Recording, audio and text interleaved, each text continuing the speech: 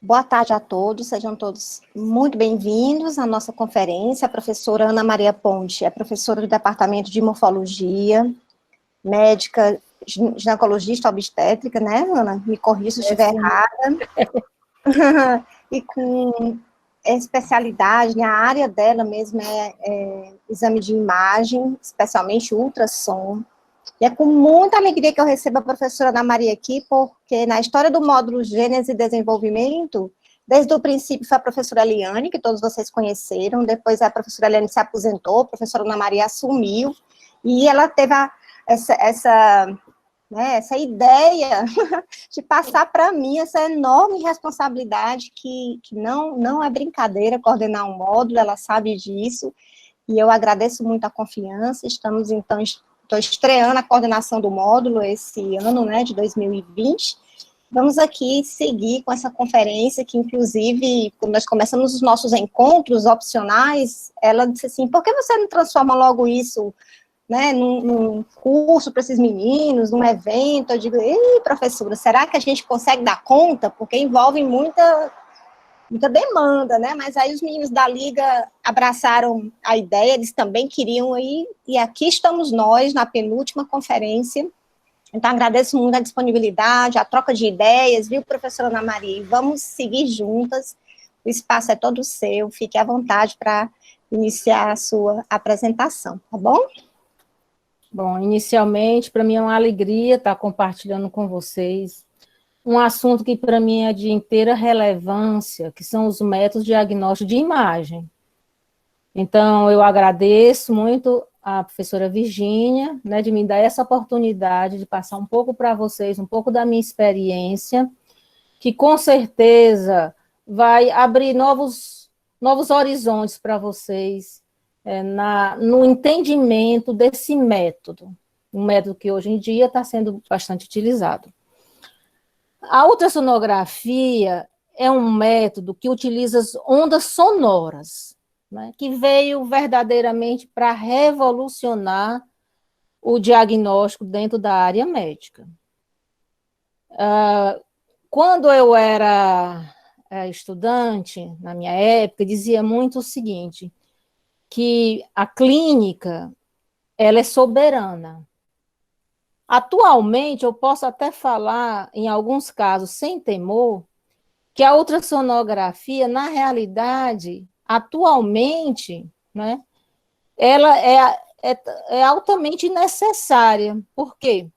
Porque, sendo até soberana, porque ela é capaz de diagnosticar patologias antes da clínica e antes do exame físico. Então, como eu estava falando, né, que atualmente a ultrassonografia ela tem sido soberana, porque ela diagnostica antes da clínica e antes do achado do exame físico. Então, atualmente a gente tem até uma percepção, existe em termos de diagnóstico, existe uma medicina antes da ultrassonografia, existe um tipo de medicina pós-ultrassonografia. É tanto que é utilizado atualmente, né, para um check-up, mesmo que a paciente não esteja sentindo nada, ela deveria anualmente realizar um ultrassom para ver se os achados realmente estão todos normais. E alguns autores até falam que a ultrassonografia atualmente ela é uma extensão do exame físico. Então, mesmo assintomática, a paciente deve utilizar desse método de diagnóstico, ele é capaz de antecipar, porque determinada doença, por exemplo, um pequeno nódulo mamário, um cancerígeno, então o tratamento vai depender da época que foi feito o diagnóstico. Então, se foi feito um diagnóstico precoce, na realidade, o tipo de tratamento e a cura daquela paciente vai depender muito do diagnóstico. Então, a gente tem que estar muito atentos para isso. Agora, por exemplo, que é um exemplo que eu estou dando. Vocês estão vendo a minha setinha, então, do Virgínia? Sim, estou vendo. A setinha? Estou Pronto. vendo. Essa imagem, depois eu vou explicar bem direitinho para vocês, mas aqui é um corte, né, ultrassonográfico, longitudinal de um útero, por via transvaginal. Então, aqui nessa setinha que eu estou passando agora, tá vendo a setinha? Aqui é o... Perfeitamente. é o colo uterino, nessa região aqui é o fundo uterino, e nessa região central, como é um corte, né, um corte central do útero, nós podemos observar aqui nessa porção mais interna o endométrio, e vemos uma imagem, uma nodulação, que nós denominamos no ultrassom de hiperecogênico, branquinho. Então, esse nódulo, né, aqui é uma suspeita de um pólipo endometrial, medindo 0,9 no seu maior diâmetro. Portanto, esse diagnóstico ele não podia ser feito pela clínica, pela anamnese, porque a paciente não sentia nada, era sintomática, e nem pelo exame físico, mas pela ultrassonografia, ela teve essa graça, né, de fazer um diagnóstico precoce, porque existe uma pequena porcentagem de malignização desses nódulos, então é feita a retirada precocemente. Então, a ultrassonografia, ela veio isso, ela veio acrescentar um diagnóstico precoce na maioria das patologias. Bom, aqui, nesse tempo de pandemia, como o ultrassonografista, ele trabalha muito próximo ao paciente, né? Ele precisa também se proteger para proteger também o outro. Então, é necessário, nesse momento de pandemia, nós estarmos realmente protegidos. A grande vantagem da ultrassonografia é que não utiliza radiação ionizante. Portanto, não existe nenhum escrito comprovado que de algum efeito biológico, nem para o paciente, nem para o operador. Portanto, isso torna muito, muito tranquilo nossos exames. Inclusive, nós podemos repeti-los até diariamente, quando a gente faz a monitorização de ciclo, medindo os folículos diariamente, nós fazemos muito tranquilamente, sabendo que o paciente, né, não vai ter nenhum problema devido ao exame. É de baixo custo em relação aos outros, como a tomografia, a ressonância. Basicamente é de rápida execução. Outra grande vantagem é que você vê as imagens em tempo real, ou seja, você vê a dinâmica do seu exame, você pode pedir a paciente para sentar, você pode pedir a paciente para mudar a posição. Então, em tempo real, isso ajuda muito nos diagnósticos. E veio algo assim que veio realmente acrescentar nos nossos exames, que foi a utilização do Doppler colorido. Porque a ultrassonografia, ela, na realidade, ela vê a morfologia. É como se fosse uma peça anatômica, e eu estava vendo ali como se fosse anatomia. Em alguns momentos até histologia. Mas nós não conseguíamos aventar nada em relação à fisiologia. Com a introdução do Doppler colorido, que depois eu vou explicar para vocês, além da morfologia, da possível histologia, nós acoplamos a fisiologia. Ou seja, vou dar um exemplo assim bem simples. Um tumor de ovário. Eu vejo no ultrassom a imagem, a massa. Então, eu faço esse diagnóstico morfológico. Mas, quando eu utilizo o mapeamento Doppler velocímetro colorido, eu observo a sua vascularização. Os tumores cancerígenos, ele tem uma neovascularização. Então, através do Doppler, eu posso dizer que aquela imagem tem uma porcentagem maior de ser maligna. É claro que o ultrassom nunca ele vai dar um diagnóstico histológico, nunca. Ele vai sempre observar uma imagem, naquela imagem ele vai procurar todos os indícios, por exemplo, o nódulo de mama, se tem contornos regulares, então ele vai ver muitos indícios do próprio ultrassom tradicional, mas quando ele utiliza a vascularização, o Doppler, então ali nós vamos ver um pouco da fisiologia daquele tumor. Outra grande vantagem é a natureza portátil. Quantas vezes no interior, onde não tem muita condição, não existe aparelho, então, por ser um aparelho portátil, ele pode auxiliar os médicos, né, que não têm ainda a condição de um exame mesmo com bons aparelhos, levar, né, uma portabilidade desse aparelho para o interior. E, além de que, tem uma excelente resolução. Então, são feitos realmente diagnósticos brilhantes através da ultrassonografia. Em relação às desvantagens, o diagnóstico é aparelho dependente, ou seja, sempre você tem que estar buscando um melhoramento daqueles seus aparelhos. A gente até diz, não adianta um Ayrton Senna num Fusquinha, ele não vai ganhar aquela corrida. Então, é uma união entre o operador com sua experiência, mas também o tipo de aparelho, ele é crucial num diagnóstico perfeito das patologias. Então, é uma grande desvantagem. Então, você sempre tem que estar melhorando, né, o aparelho que você usa para não ficar, para ter um diagnóstico mais perfeito. Eu coloquei aqui desvantagem como tempo real, porque no momento que você está fazendo o exame também, o médico tem que estar lá, na hora. É diferente de uma tomografia, que o técnico faz o exame, você pode até ler, dar o diagnóstico em casa, online agora principalmente. Mas a ultrassonografia, não. A ultrassonografia, o operador tem que estar em tempo real, né, naquele mesmo lugar, fazendo o seu exame da melhor maneira possível. Outra desvantagem é a utilização em relação a osso e gás. O gás é inimigo do ultrassom.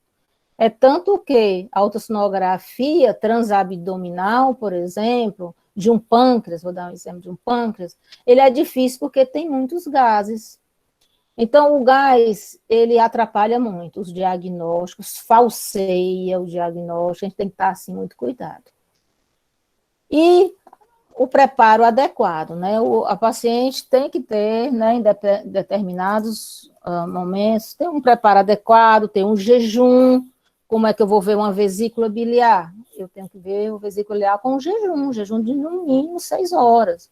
Então, o preparo também, ele é importante na realização correta do exame. Vamos ver um pouquinho da história, porque quando a gente valoriza a história, a gente também valoriza o atual. Em 570 anos antes de Cristo, Pitágoras inventou o sonômetro.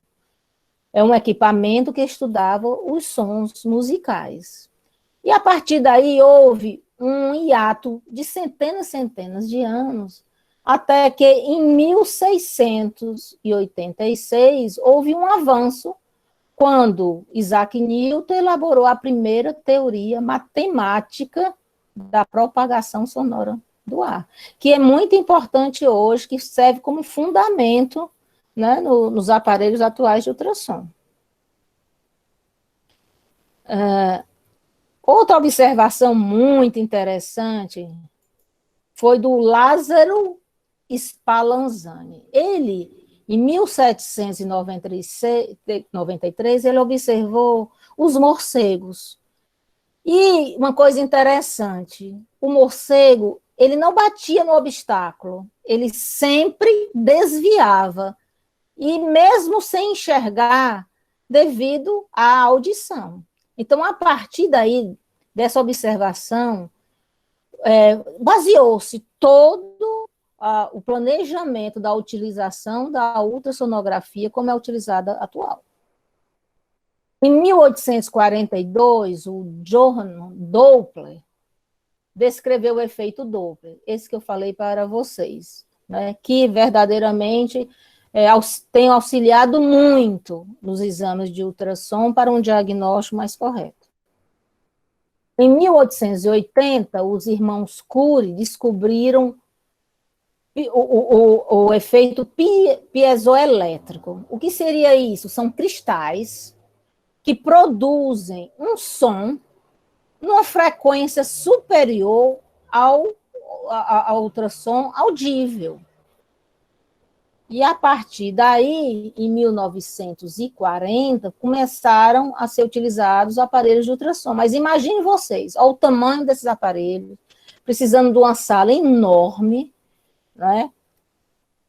Mas foi um nosso início, né?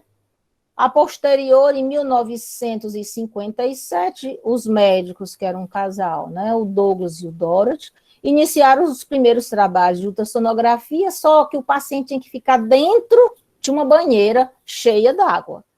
Então, para vocês verem a dificuldade até chegarmos no momento atual. Depois foi utilizado o doble mais portátil, né, o ultrassom mais portátil, que veio revolucionar na minha maneira de ver o diagnóstico de várias patologias no mundo inteiro. Aqui é o nosso atual, né? Nossa atualidade, nós temos um aparelho de ultrassom que compreende os transdutores, que são emissores de som, né? O som do ultrassom. E para vocês verem como o diagnóstico ele é bonito. Aqui nessa imagem, nós estamos vendo aqui um ovário, tá? Eu sei que às vezes é difícil a primeira percepção da imagem, mas se vocês prestarem atenção com muito carinho, aqui nós temos um ovário, está localizado na fossa ovárica, como foi colocado o Doppler colorido, eu sei que aqui tem uma velocidade de fluxo, aqui é um vaso, né? E se você observar só o folículo, sem a cor, você vê a morfologia. Ali é um folículo, é morfologia. Mas quando você coloca o Doppler colorido, o mapeamento de Doppler colorido, você começa a ver a vascularização.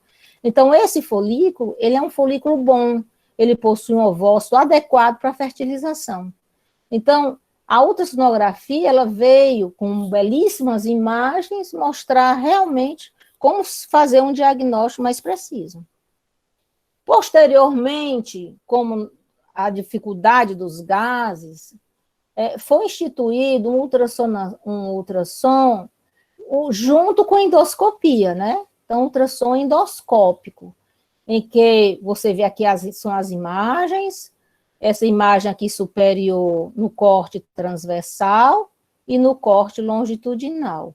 E aqui abaixo, vocês estão vendo uma imagem, essa aqui que está pontilhada aqui embaixo, aqui é um carcinoma gástrico. E a vantagem do ultrassom em relação à endoscopia somente é que, além dela ver a lesão, ela vê até o ponto de que essa imagem está prejudicando outras estruturas. Porque a endoscopia comum, ele vai ver o tumor, mas ela não vê a profundidade dele. E através do ultrassom, não, essas imagens mostram a profundidade do câncer que você está analisando. Aí, com o desenvolvimento do ultrassom, iniciou-se o 3D. O que é o 3D? O 3D é o seguinte, o ultrassom convencional chama-se 2D, né? Porque são somente duas observações diferentes. Já no 3D, ele é tridimensional. Você vê muito bem a porção externa, por exemplo, aqui dessa criança, né? Alguns defeitos de face, ele é muito importante, o ultrassom 3D. Mas existem algumas peculiaridades. Primeiro, é um ultrassom um pouco mais caro, é um exame mais demorado, e ela não contribui muito para o diagnóstico feito em 2D. Então, atualmente, a ultrassonografia diagnóstica diária, ela é feita em 2D, nas duas dimensões. Agora, quando se quer ver algum defeito mais de face, mais da porção externa, aí se solicita o 3D. E hoje em dia, as mães estão utilizando muito para o Face, né? O Face do bebê. Ah, eu quero saber se o bebê está mais parecido com a mãe, mais parecido com o pai.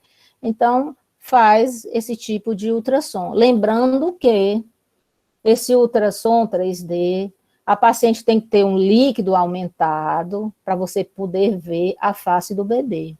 Eu vejo muitas pacientes reclamando porque pagou caro um exame e não conseguiu ver. Então, tem que ter toda também uma técnica para que você consiga os achados perfeitos. Né? Não é só o ultrassom 3D vai colocar tudo bonito, não.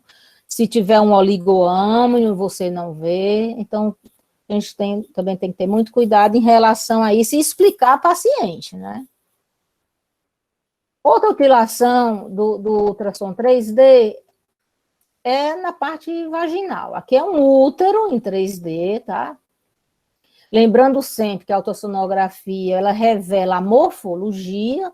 Aqui do lado eu estou mostrando um útero da mesma posição, como é feito um corte ultrassonográfico, da mesma forma que é feito um corte anatômico. Então, é semelhante.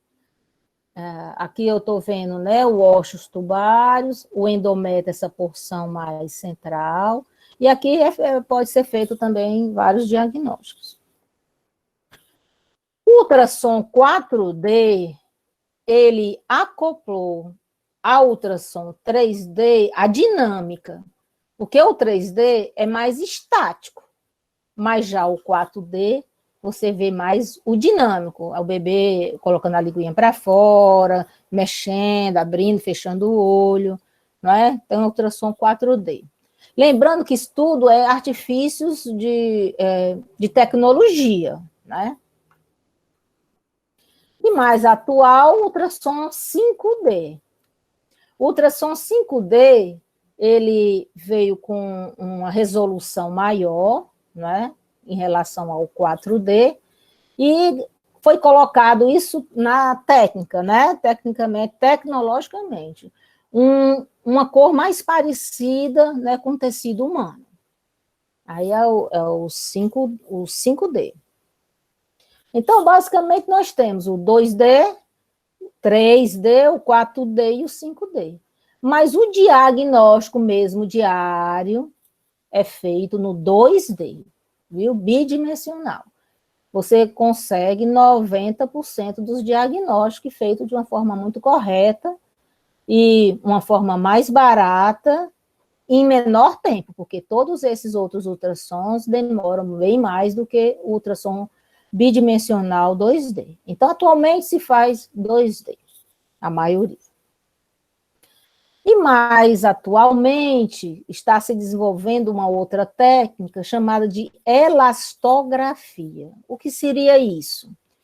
É um mapeamento das propriedades elásticas e rigidez dos tecidos moles. Ou seja, atualmente se coloca cor, né, em determinados locais, em determinadas imagens, para você ver, hoje é muito utilizado, principalmente na USP, em relação a esteatose hepática, né? Cirrose hepática, está sendo muito utilizada a elastografia. Essa imagem aqui é de um câncer de mama, né? E que você faz toda aqui uma análise, tem toda uma análise específica para você ver realmente se aumenta ou não a porcentagem daquela região, daquele nódulo ser maligno ou não. E mais atualmente, foi instituído agora sondas que você pode acoplar ao seu celular. Então, você compra a sonda, né, e a sonda é colocada no seu celular e você vai começar a ver imagens. O importante é que, primeiro, você tem que ter um conhecimento do método, né? É muito bom para você ir no interior, locais onde não tem muito acesso às tecnologias, mas a gente tem que ter muito cuidado, né? Tem que ser pessoas realmente que entendam para dar bons diagnósticos. Mas hoje em dia tem sido também utilizado muito pelas grávidas, que querem ver o bebê de manhã, de tarde, de noite, quer ouvir o coração. Então, agora está nessa facilidade, né? Você compra a sonda, acopla no seu celular e você vai vendo o seu bebê o dia todo. Aqui só para lembrar em termos de evolução, não é?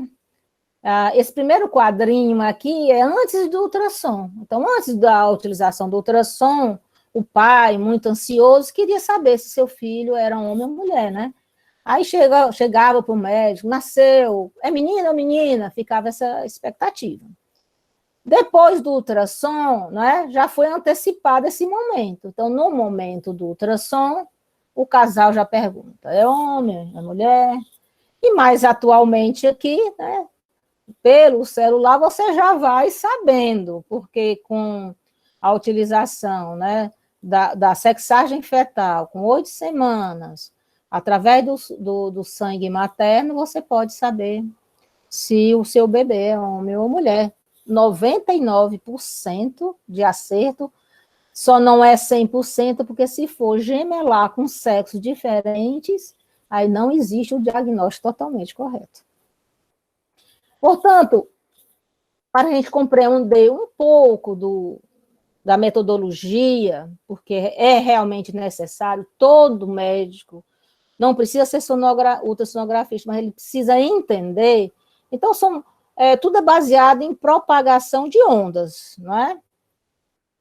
Então, existe uma onda sonora em que, dependendo da frequência, ela é dividida em infrassons, quando é abaixo de 20, os sons audíveis, quando é de 20 a 20 mil, e os ultrassons, acima de 20 mil. Portanto, uma frequência acima de 20 mil, são denominados ultrassons. Eu não vou me deter muito na técnica em si, mas eu queria, pelo menos, assim, que vocês entendessem, né, o princípio básico. Portanto, nós temos, né, os infrassons, que alguns peçonhentos, né, utilizam, o som audível, que é de 20 a 20 mil, aqui estamos nós todos alegres, ouvindo uns aos outros, e a partir de 20 mil é denominado de ultrassons, né, que aqui tem os golfinhos, o cachorrinho, aqui o morcego, tá? Então, o aparelho de ultrassom, ele se baseia pelo aquele efeito piezoelétrico, né, da utilização dos ultrassons. Logo no início, em relação à gestante, saiu um trabalho que eles disseram que poderia danificar o desenvolvimento do ouvido do bebê durante a ultrassom obstétrica. Foi feito esse primeiro trabalho. Mas só um trabalho identificou, porque o restante nenhum comprovou o que esse senhor publicou. Então, portanto, nós vamos ficar muito tranquilos. A ultrassonografia é um método inócuo, que nós podemos utilizar o quantas vezes quisermos e não vai ter nenhum prejuízo, nem para o operador, nem para o paciente. Foi muito utilizado, né, o ultrassom em relação às embarcações, aqui um sonar do navio, emitindo ultrassom, né? Aqui nós temos um cardume, né? E esse som que foi emitido, ele vai ser refletido, e aqui vão ter aparelhos que vão detectar a reflexão do som. Então, basicamente é isso.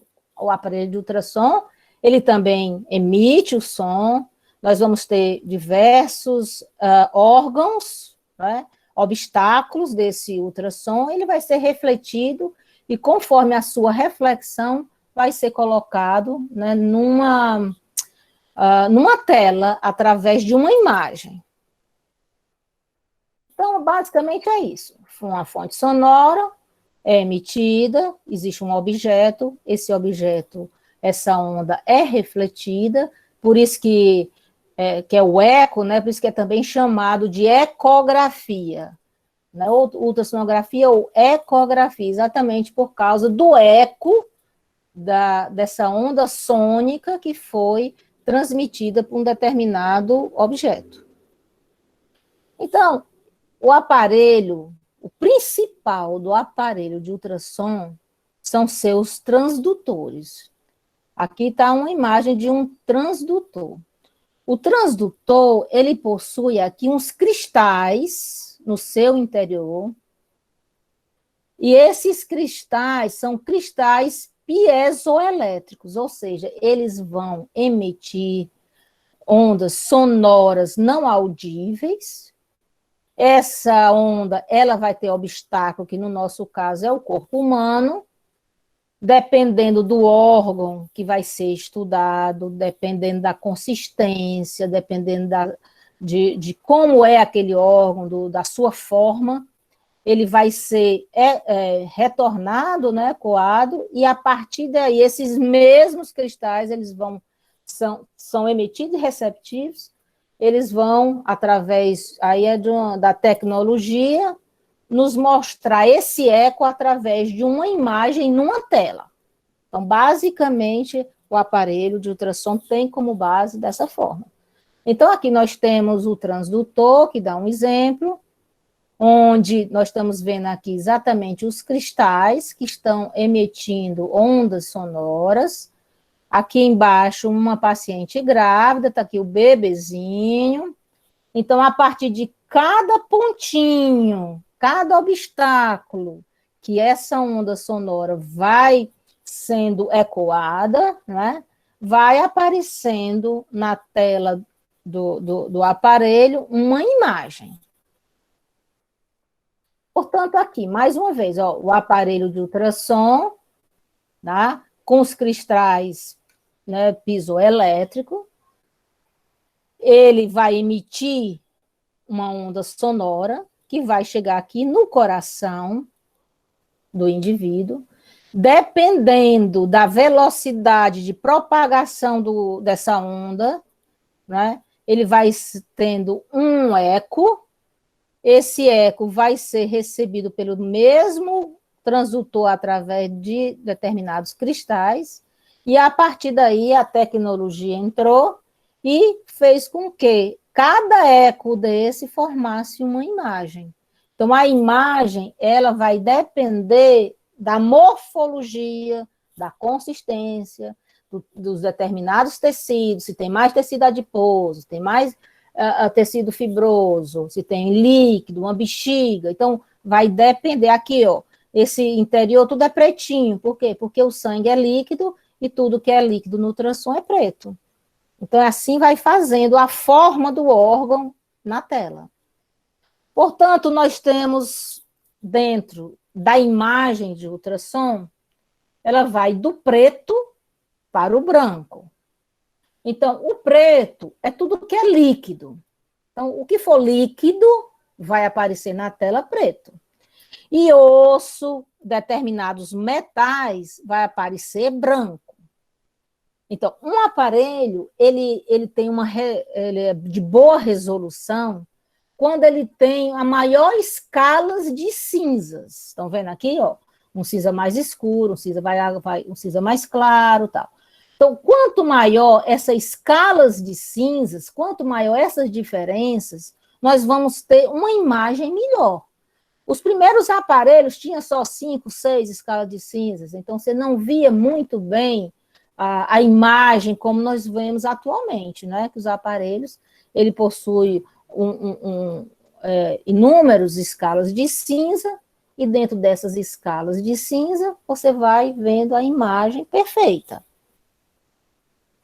Portanto, aqui, ó, mais uma vez, ó, lá embaixo, pretinho é sangue, aí vai subindo aqui até o osso e o ar, que dá uma reverberação que nos atrapalha, né, o ar. Mas aqui existem todas essas diferenças e as interfaces entre os tecidos. Então, a partir dessa forma, né, nós vamos ver uma imagem. Se for líquido, é preto. Se for osso, por exemplo, o fêmur fetal, ele é branco. E a partir daí nós vamos fazer as nossas análises. Existem diversos tipos de transdutores, né? O básico tem os transdutores lineares, a diferença entre eles é a frequência. Os transdutores lineares, normalmente eles têm uma frequência maior.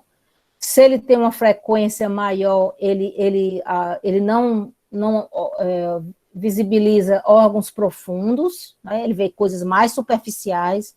Então, os transdutores lineares, eles são utilizados principalmente para o exame ultrassonográfico da mama e da tireoide e coisas superficiais, de pele, utilizados lineares. Já os convexos, né, eles têm uma frequência um pouco menor e eles aprofundam mais as ondas sonoras. Então, você vê, se você for ver fígado, rim, você vai utilizar um convexo.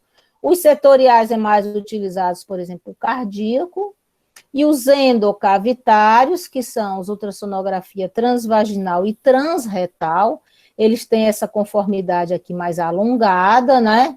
Mas eles são de boa resolução. Atualmente, os endocavitários, eles dão uma imagem muito bonita, muito perfeita.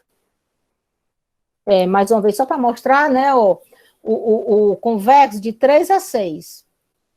O linear, ele tem uma frequência maior. O endocavitário está entre os dois e o setorial menor, né? Porque ele vai ver, por exemplo, coração que está mais superficial. Né? Então, vamos lá. Está aqui como é que mostra, mostrando aqui como é que é visto, aqui é o convexo e aqui é o linear, né? A diferença de imagem entre um e o outro. E a ultrassonografia transvaginal, ela veio, assim, revolucionar, principalmente os exames ginecológicos e os obstétricos. Hoje, a gente até denomina de sonoembriologia, onde nós atualmente temos a capacidade de fazer uma análise embriológica dinâmica do crescimento fetal. Como a sonda ela fica localizada muito próximo ao útero, aqui, mais uma vez eu estou mostrando mais ou menos essa imagem que nós vamos ver no ultrassom, não é? Não é claro que não é bonitinho assim, mas o primeiro local onde a sonda está mais próximo é o colo uterino, que é o colo. Então, se é o primeiro local onde a sonda está emitindo o som, o colo ele vai aparecer na tela em cima. A partir daí, nós temos o corpo e o fundo uterino. Então, o fundo uterino, normalmente, como é mais distante do que o colo, ele é visto embaixo. Não é necessário a repressão vesical. Não é? Você pode utilizar a bexiga vazia, tá? Por quê? Porque está muito próximo ao órgão. Já quando se faz uma ultrassonografia pélvica transabdominal, é necessário que a bexiga esteja repleta, né? Para fazer esse contraste natural. Por isso que você manda a paciente encher a bexiga, porque a bexiga com o líquido dentro, o líquido ele é preto, e ele faz, né, o contraste com, por exemplo, o útero que vem logo abaixo. Tá aqui mais ou menos são esses 3 transdutores, né, que são utilizados basicamente. Esse aqui é o convexo, quando nós vamos realizar a ultrassonografia abdominal, renal. Esse transdutor aqui, ele é linear, que nós vamos ter mais facilidade de ver coisas mais superficiais, então é feito de mama e tireoide, basicamente. E o transdutor transvaginal, ou seja, esse transdutor alongado. Percebam que essa região do transdutor aqui é o principal, nós não podemos colocar nenhum material corrosivo, porque é nessa região aqui que nós temos o quê? Os cristais que vão emitir o som, né? Então, cristais piezoelétricos. Então, isso aqui a gente tem que ter muito cuidado exatamente nessa porção aqui do transdutor. A ultrassonografia transvaginal, ela é feita com bastante cuidado, né? Precisamos usar um preservativo, sempre é colocado aqui um gel, o gel é muito importante no ultrassom, porque o ar, ele é nosso inimigo também, né? O ar é inimigo. Então, eu preciso retirar o ar da superfície. Então, todos os ultrassonografias, nós utilizamos o gel. O gel, ele retira o ar e aí dá maior visibilidade da região que nós queremos estudar. Então, na ultrassonografia transvaginal, por exemplo, nós colocamos um gel aqui dentro do preservativo, depois colocamos aqui nele, ó, até ficar até aqui o final, até o final. Ó. Vocês vejam aqui que tem um gelzinho aqui, e esse gel retira todo o ar. Então, eu tenho uma imagem muito melhor do que se não estivesse usando. E mesmo assim, mais externamente, a gente coloca um gel para melhorar a penetração da sonda nas paredes vaginais, tá? Outra coisa muito importante para quem vai ver imagem de ultrassom é a caracterização tecidual. Uma dica que a gente sempre dá é o seguinte: todas as imagens de ultrassom, elas são comparativas, ou seja, ela é comparada com o tecido adjacente. Então, essas denominações, na realidade, são comparações em relação ao tecido vizinho. Eu chamo de anecogênico ou anecoico quando eu não vejo ecos, né? Não vejo ecos. Então, na realidade, o anecoico, ele é pretinho, aqui embaixo, ó. Aqui é uma imagem de um cisto, que é uma tireoide. Vocês estão vendo aqui um pontinho branco, que é o coloide. Então, a gente denomina de cistos coloides. E sempre comparando com o tecido do lado. Ó. Esse tecido do lado é mais branquinho, ele é mais preto. Então, ele é anecoico, que é uma imagem bem característica de um cisto. Existem também as imagens hipoecogênicas, sempre lembrando em relação ao tecido do lado. Então, eles são mais fracos, né? São mais escurinhos, mas não tanto como o anecoico.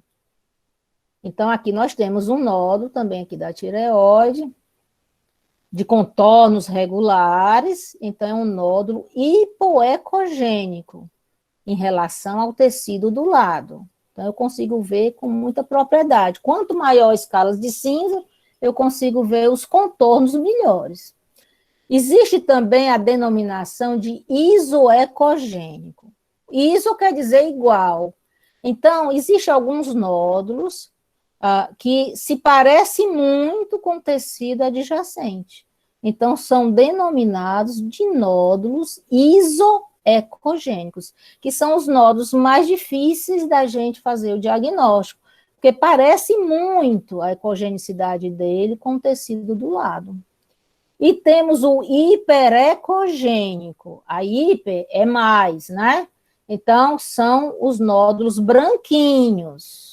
Tá aqui um dele, um nódulo hiperecogênico.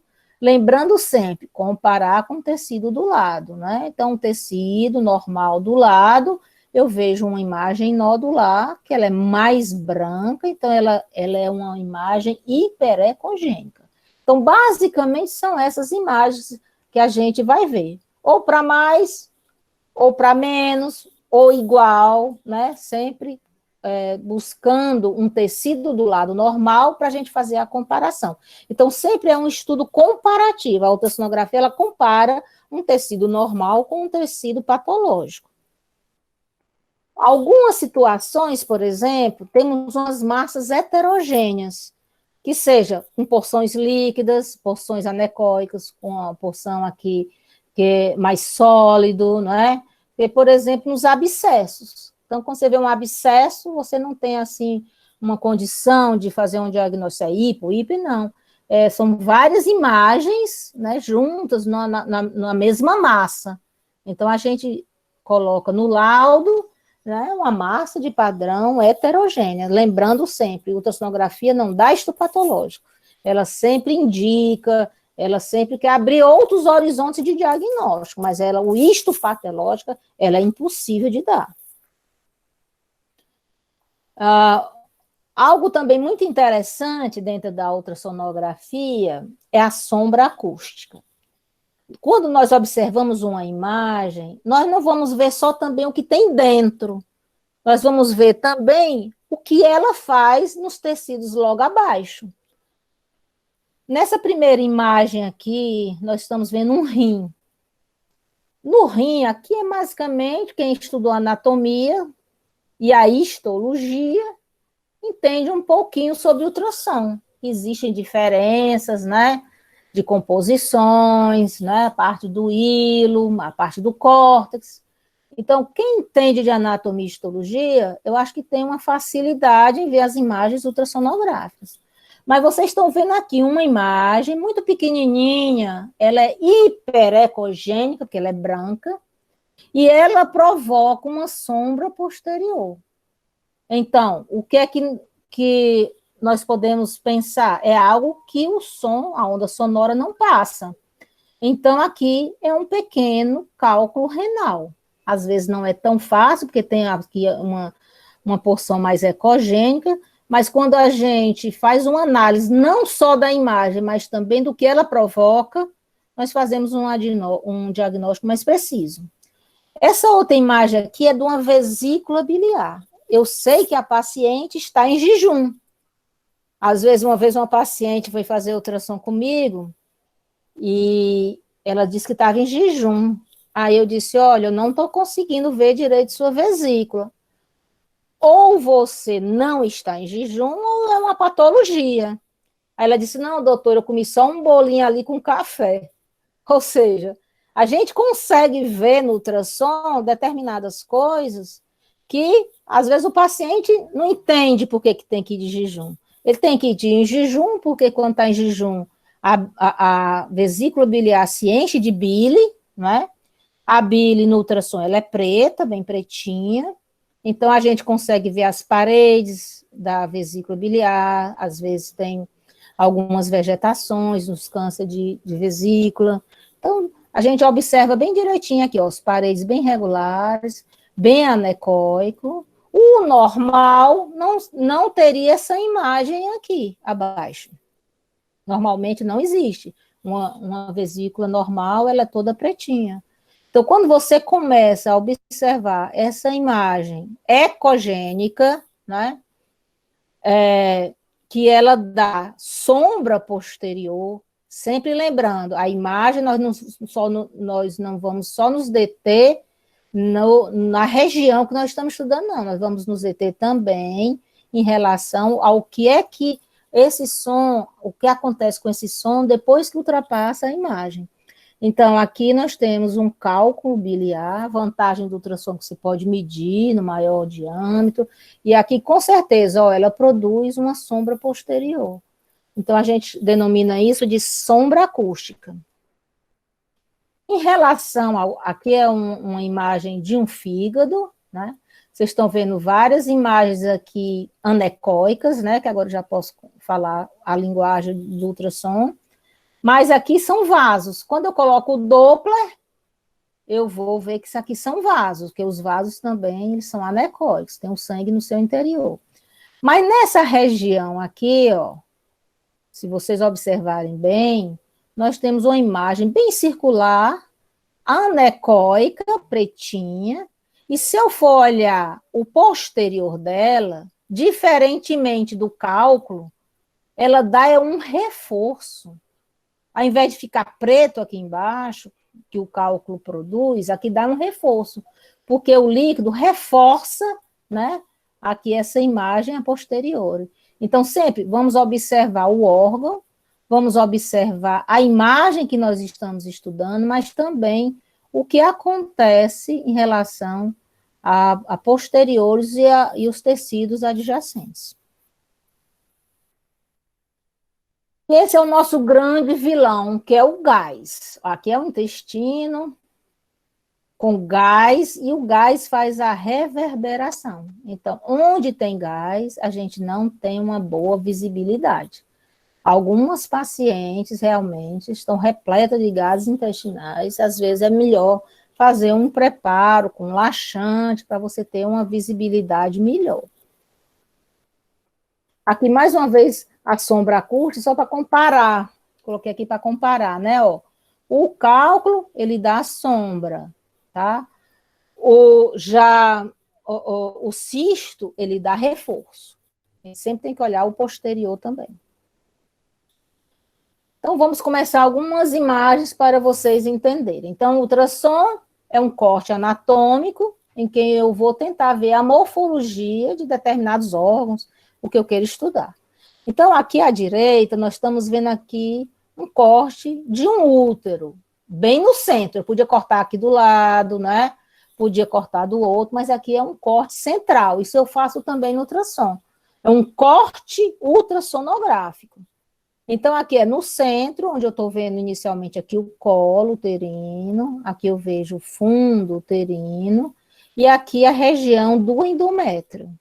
Então, essa imagem, se vocês tiverem, assim, cuidado na visibilidade da imagem de ultrassom, ela é muito parecida, ó. Aqui nós temos colo, tá? Aqui o fundo uterino, e esse corte foi feito no centro, aqui é o endométrio. A gente, aos poucos, vai começando a se acostumar com a imagem, né? De imediato, às vezes, é um pouco difícil, mas aos poucos você vai começando. Se você sempre correlacionar com anatomia, com histologia e o Doppler com a fisiologia, a gente tem um diagnóstico mais correto, né? Aqui é um fígado, mesma coisa. Aqui é a parte anatômica de um fígado, aqui é um corte ultrassonográfico do fígado, e aqui é o esquema. Então, eles são bem semelhantes. Atualmente, o médico mesmo, clínico do dia a dia, ele não vai estudar um cadáver, ele vai estudar um ser vivo. E o ser vivo, a anatomia dele vem através da ultrassonografia ou outras técnicas, né? Que são mais caras, como a tomografia, a ressonância, que dá mais problema. Então, a ultrassonografia ela veio trazer um horizonte maravilhoso no diagnóstico das patologias. E na parte até de histologia, que é um ultrassom de um alça intestinal, aqui é a luz no centro, você é capaz de tentar observar todas as camadas, mucosa, lembrando que o tecido adiposo ele é mais pretinho, né? Quando tem mais conjuntivo, ele é mais branquinho. Então, dependendo exatamente da sua composição, do que nós estamos estudando, até a parte mesmo de histologia, a gente consegue também fazer determinados diagnósticos. E o efeito Doppler, como eu já falei bastante sobre ele, mas eu vou só enfatizar que ele veio exatamente para dar vida ao ultrassom. Ele veio ver a fisiologia da morfologia vista no ultrassom. Então, o efeito Doppler é aquele que você vê uma velocidade, né, da onda sonora, aqui é da ambulância. Você já deve ter estudado com trem também, a gente vê muito nos livros. Então, existe a determinada situação que você vê se aquilo ali está caminhando para perto ou para longe de você, né? Então, esse aí é o efeito Doppler. E o que foi que aconteceu dentro dos aparelhos de ultrassom? Eles instituíram o Doppler para nós verificarmos, primeiramente, o vaso. Então, se dentro do vaso existe uma velocidade de fluxo, ele fica colorido. Quando não tem velocidade de fluxo, ele não colore. Então, o que a gente vê o Doppler colorido, na realidade, não é o ultrassom que é colorido, porque o nosso olho humano, ele vê melhor em preto e branco. É como se fosse uma foto. Se você vê uma foto em preto e branco e uma foto colorida, tem mais detalhes no preto e branco. E nós aqui, nós queremos fazer diagnósticos, né? Então, a mínima diferença para a gente é muito importante. Então, a gente vê mais no preto e branco. Então, fazer os melhores diagnósticos no preto e branco. E quando colocamos a cor, ou seja, o Doppler, ele vai mostrar se aquela massa, se aquele determinado local de estudo, ele é vascularizado ou não. E além de que eu posso fazer uma análise espectral do determinado momento. A gente usa muito isso em obstetrícia, fazendo o Doppler do cordão umbilical e o Doppler da cerebral média. E aí a gente vai ver se o fluxo dentro do bebê, né, que está saindo da placenta e tudo, e no cérebro, é normal. Então, tem sido de muita valia, viu, o efeito, o Doppler, tanto que todos os aparelhos atuais, eles vêm com essa tecnologia. Então, o que acontece? Dependendo se está se aproximando ou se afastando, nós vamos ver cores. Às vezes as pessoas dizem assim, será que a artéria é vermelha e a veia é azul? Não necessariamente, pode ser. Mas se o vaso ele tiver uma curva, em determinado momento desse vaso, ele vai ser determinada cor. E quando ele fizer a curva, vai ser outra cor. Então, a gente sempre tem que pensar não na cor em si, né? Mas na análise, se tá, aquele determinado vaso está indo contra o transdutor, está se aproximando do transdutor ou está se afastando do transdutor. Então, a cor é feita dessa forma, né? Se está se aproximando ou se está se afastando. E aí a gente pode, não é, fazer uma análise espectral do Doppler, através principalmente de dois índices, o índice de resistência, ou de Porcelot, e o índice de pulsatilidade. Eles dão o mesmo resultado. A diferença é que o índice de resistência, eu uso 2 pontos únicos, eu uso a sístole e a diástole. Então, só uso esses 2 pontos aqui, ó. Né? Só uso os 2 pontos. Já o índice de pulsatilidade, ele também pega a velocidade média. Mas, concluindo eles dois, né, eles têm a mesma conclusão. Portanto, nós observamos agora aqui a sonda vaginal, onde eu vou observar aqui a imagem do útero, o ovário, que é muito próximo, né, aqui do ladinho, e também tenho a condição de ver a vascularização uterina e ovariana. Olha aqui. Esse exame, aquele primeiro slide que eu já mostrei a vocês, mas imagine vocês, são pacientes diferentes, né, dias diferentes, anos diferentes, mas são bem parecidas. Então, aqui nós vamos ver o quê? Ó, vamos ver aqui o ovário, né, com um folículo bem vascularizado ao redor, localizado na fossa ovárica. Aqui é um vaso. Essa outra paciente também aqui é um ovário, né? Ó, aqui o ovário. E nós estamos vendo aqui um folículo. Que as dimensões, aqui é mais ou menos 18 milímetros, as dimensões são semelhantes. Então, se eu for usar só o 2D, né, bidimensional, que a gente utiliza, eu vou dizer que essas duas pacientes são semelhantes. Mas quando eu utilizo o mapeamento Doppler velocimétrico de um e o mapeamento Doppler velocimétrico do outro, eu vejo que esse aqui não tem vascularização. Então, não é um bom folículo. Esse aqui não tem um ovócito muito bom. Apesar da morfologia ser igual, mas a função é totalmente diferente. E isso eu só sei porque eu estou utilizando o efeito Doppler. Essa paciente aqui, bem interessante, essa paciente, ela fez uma indução ovulatória para realizar uma fertilização in vitro. Então, no 2D eu vejo aqui folículos maiores, folículos menores, mas eu não tenho uma noção de função.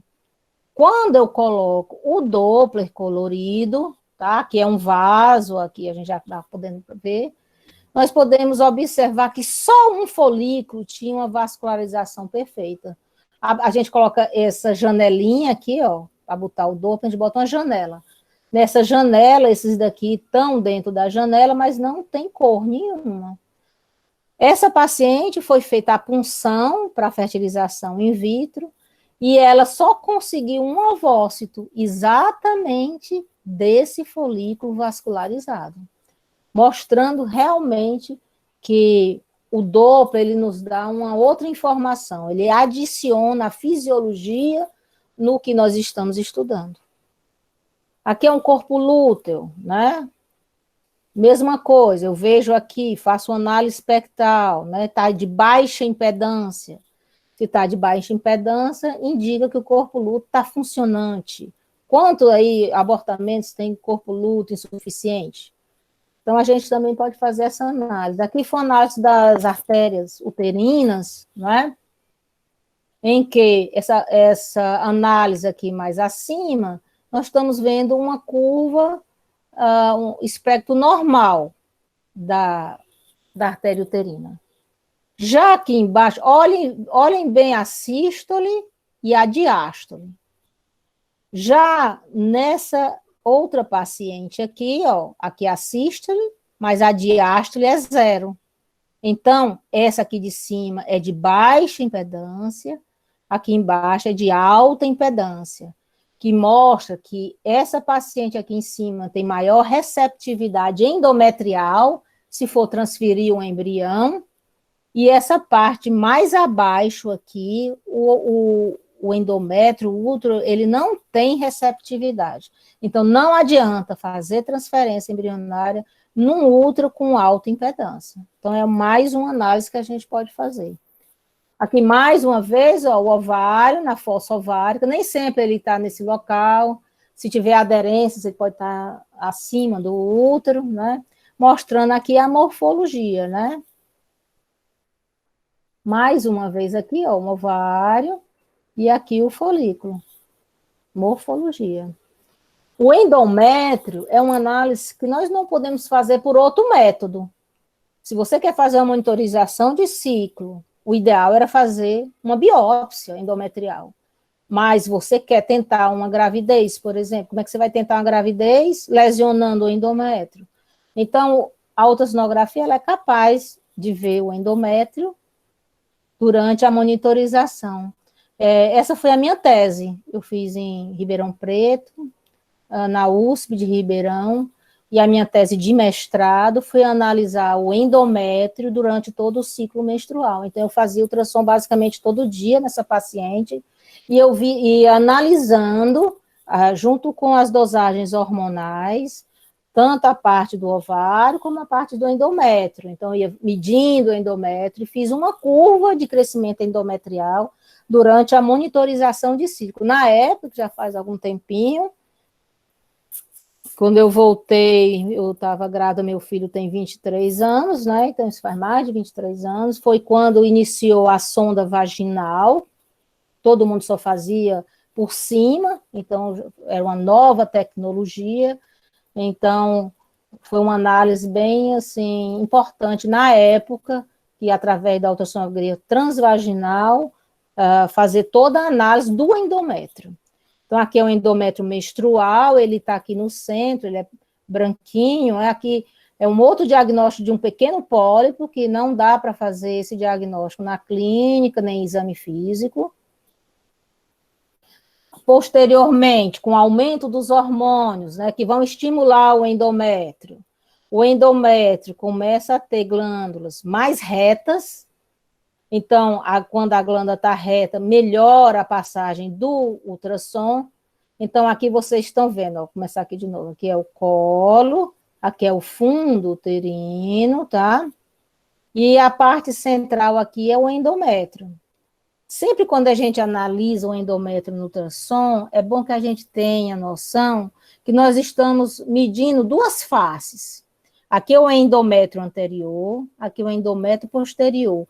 E essa linhazinha branca, na realidade, ela é a interface dos dois endométrios. Então, quando eu faço uma medida dupla. Uma vez eu fui numa sessão diagnóstica lá em Ribeirão, e um professor disse, é interessante, no ultrassom dava tanto de endométrio, eu fiz a patologia e deu a metade. Aí foi dito, ó, deu a metade, por quê? Porque no ultrassom a nossa medida é dupla. E essa porção aqui no centro, ela é a interface entre os dois. Então, a gente vê um aumento do endométrio. Como esse endométrio é mais pretinho, nós vamos denominar de hipoecogênico em relação ao miométrio. Sempre a análise é do tecido do lado. Então, ela é hipoecogênico. Aqui, eu estou vendo um pólipo, né, também pequenininho, que é muito comum.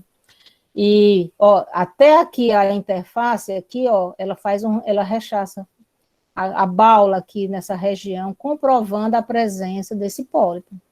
Então, é muito bonito. Essa fase aqui é a primeira fase do ciclo menstrual.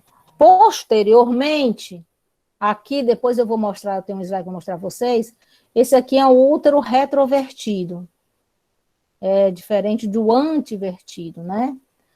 Mas aqui nessa parte, região aqui central, é o endométrio, ó, aqui a interface entre os dois, e a gente está começando a ver que o endométrio, ele está começando a ficar muito semelhante ao miométrio, a gente chama de endométrio isoecogênico.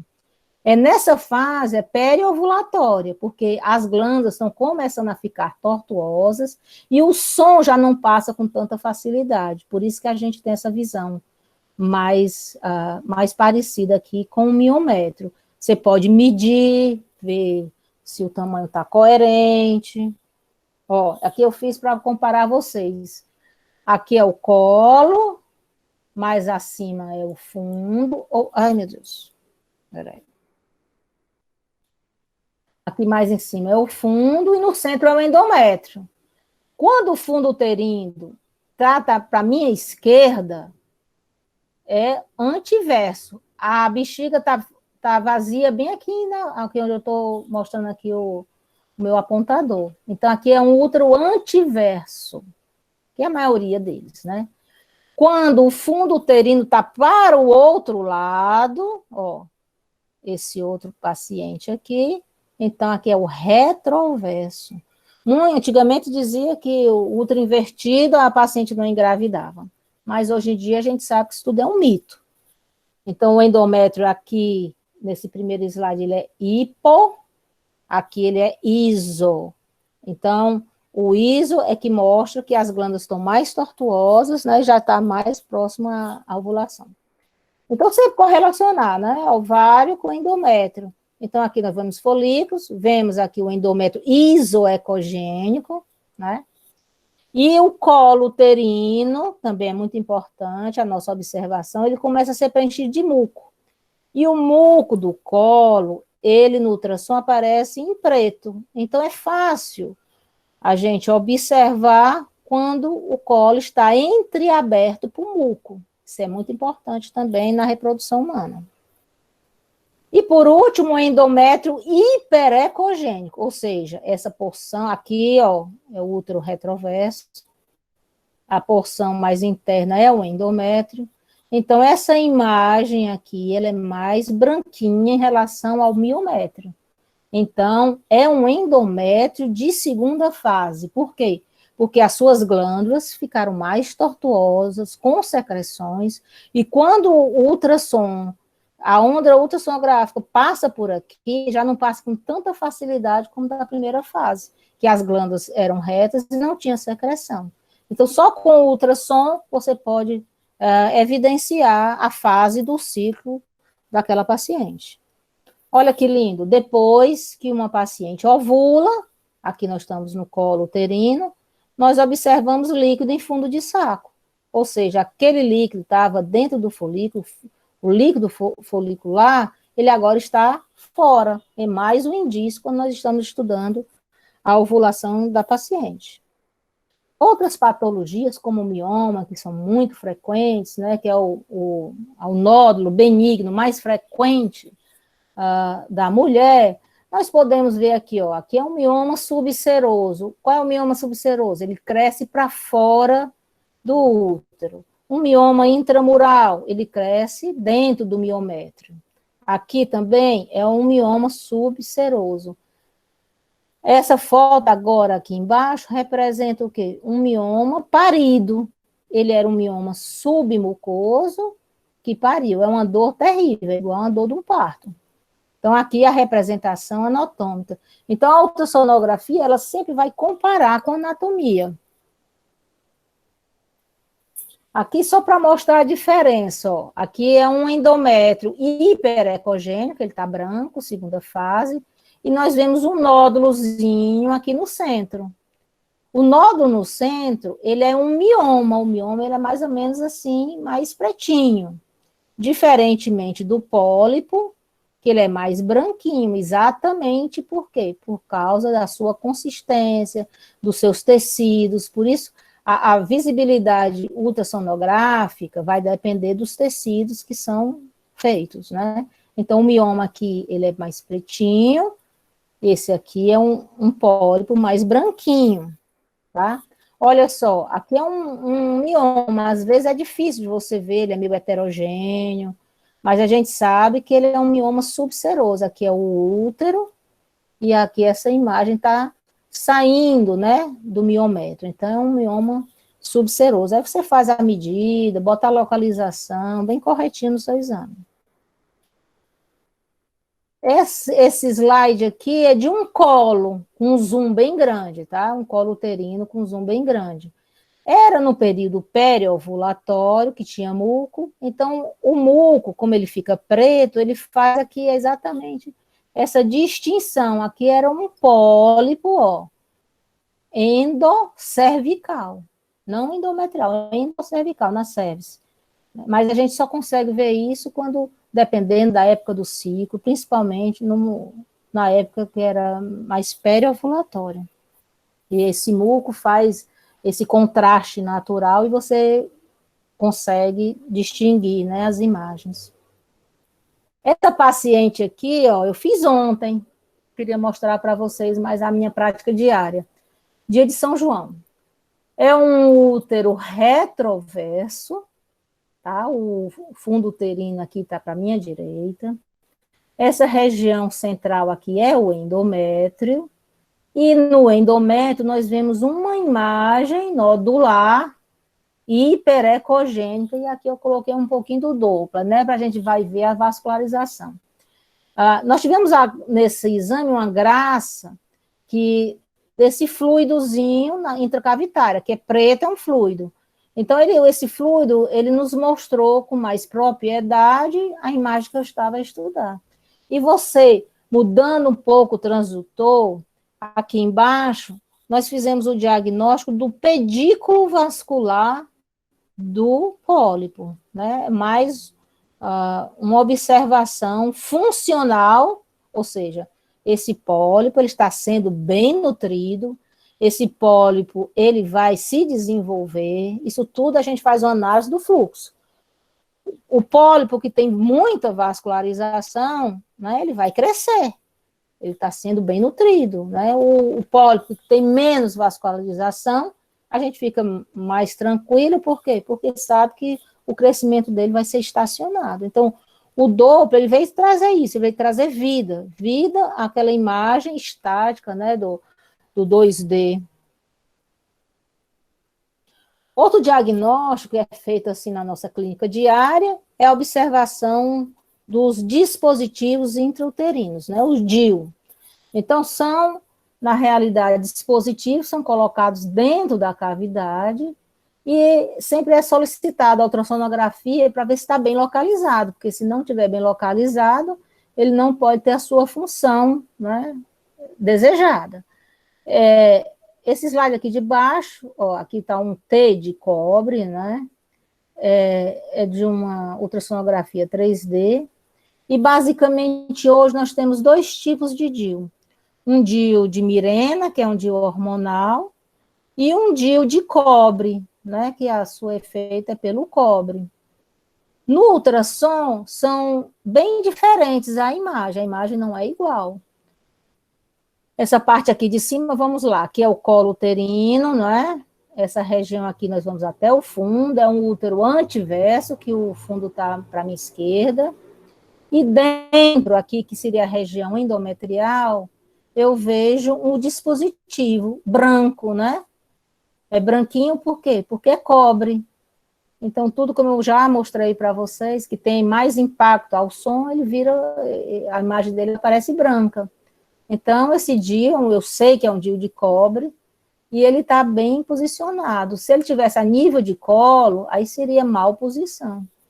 Essa outra slide aqui também é um DIU, só que é um DIU hormonal. E o DIU hormonal, ele não aparece com tanta propriedade como o cobre, né? E a gente vê aqui, sabe que tem um DIU, olhando aqui nessa porção posterior, que deixa um pouquinho de sombra, né? Tem aqui uma imagem do dispositivo, mas é totalmente diferente a visibilidade de um DIU de cobre para um DIU Mirena hormonal. Viralizou isso aqui nas redes sociais, né? Um bebezinho que nasceu segurando aqui um DIU, né? Ó, aqui na mãozinha dele, segurando esse DIU aqui. Normalmente ele estava mal posicionado, a paciente não deve ter ficado atento em relação a isso. Outro diagnóstico muito importante na clínica diária é as patologias mamárias, né? Os cistos, os fibroadenomas, os cânceres mamários, né? Então, a ultrassom mamária, a gente também tem a parte histológica. Então, se nós formos estudar uma imagem de ultrassom, a gente também estuda a imagem histológica. Essa parte aqui mais pretinha, aqui é imagem de gordura. Essa porção mais branquinha aqui embaixo é a glândula, ela fica mais branca.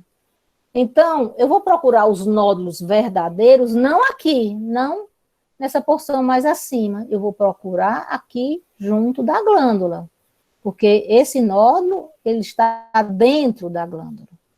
Aqui mais outro exemplo, aqui nós temos 2 nódulos, tá? Esse aqui bem, contornos bem irregulares, faça a medição dele, faça a localização, coloca o horário, a distância da pele, a distância do mamilo. Aqui um outro que é um pouquinho mais irregular, também é um nódulo mamário que deve ser indicado para uma punção para ver a natureza dele. Ó, mais uma aqui, ó. Aqui é a pele, né? Isso tudo a gente vê todas as camadas histológicas também na mama. A parte de gordura, a glândula em si mais branca, e aqui é um nódulo meio heterogêneo, os contornos meio irregulares. Se a gente tiver mais cuidado na observação, a gente vê que tem microcalcificações aqui, dando sombra posterior. Então, você faz toda a análise dessa imagem, porque o que, na realidade, o que você quer é melhorar o diagnóstico da paciente. Então, tudo que você colocar num laudo, as estruturas, as localizações, você vai ajudar o clínico a se direcionar para um tratamento mais adequado. Qual que é a diferença? Essa paciente aqui tinha um cisto. O cisto, normalmente, ele é mais arredondado, e o seu interior não tem, é preto, é pretinho. Então, aqui é um líquido, é muito comum, né? Das patologias mais comuns são cistos mamários, aqui dentro da glândula, né? Já aqui nesse do ladinho, a gente vê que é um nódulo. É diferente do cisto pela sua ecogenicidade, né? Esse aqui é mais pretinho, esse aqui é mais um cinza escuro. E também mais alongado, ó, também. O cisto é mais redondinho, mas o nódulo, a maioria das vezes, ele também pode ser redondinho, mas a maioria das vezes ele é mais alongado. Essa paciente aqui, uma paciente que eu fiquei assim muito entristecida, faz pouco tempo aqui, no dia 16 de junho. Essa paciente, ela tinha tido um câncer de mama, ela tinha feito a mastectomia, tinha usado quimioterapia, todas as maneiras possíveis, né, de tratamento ela fez. E ela veio fazer ultrassom de rotina abdominal. Esse exame aqui é de um fígado. E no fígado, aqui são normalmente a textura normal do fígado, essa aqui, onde eu estou mostrando aqui para vocês. Mas quando eu fiz a imagem dela, se vocês perceberem bem, aqui tem inúmeras nodulações, ó. Inúmeras nodulações que foi sugerido metástases hepáticas do câncer mamário.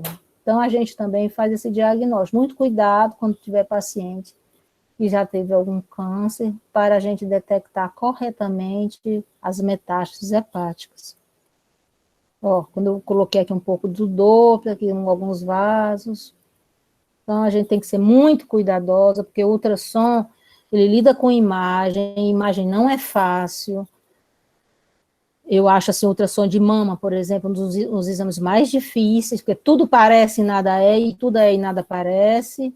Então, a gente tem que ter muita cautela. O exame não deve ser um exame com pressa, deve ser um exame bem vagaroso, bem criterioso, para a gente poder realmente ajudar aquela paciente no tratamento da patologia que ela está desenvolvendo, né?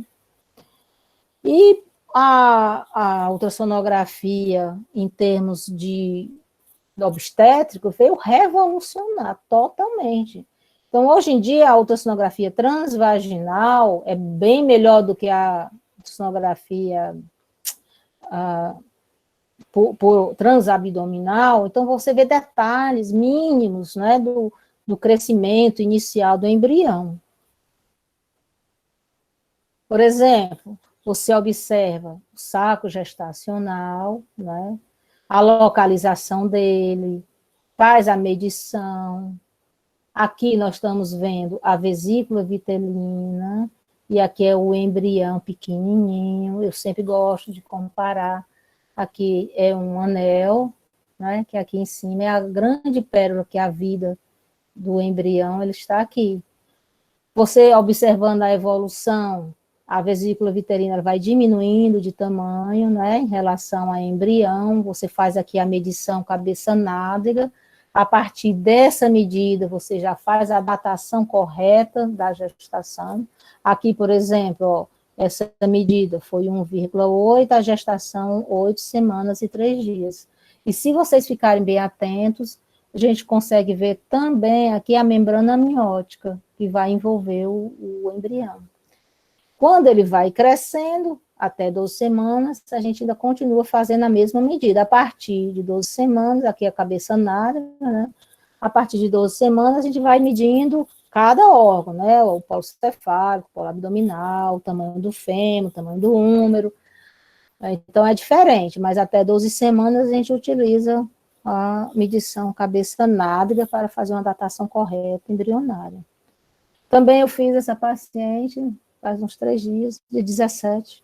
Ela estava grávida, veio fazer ultrassom, e aí nós vimos o quê? 2 vesículas vitelinas, 2 sacos gestacional. Então, o ultrassom ele também faz esse diagnóstico inicial de gemelaridade, né? Fazendo a análise correta.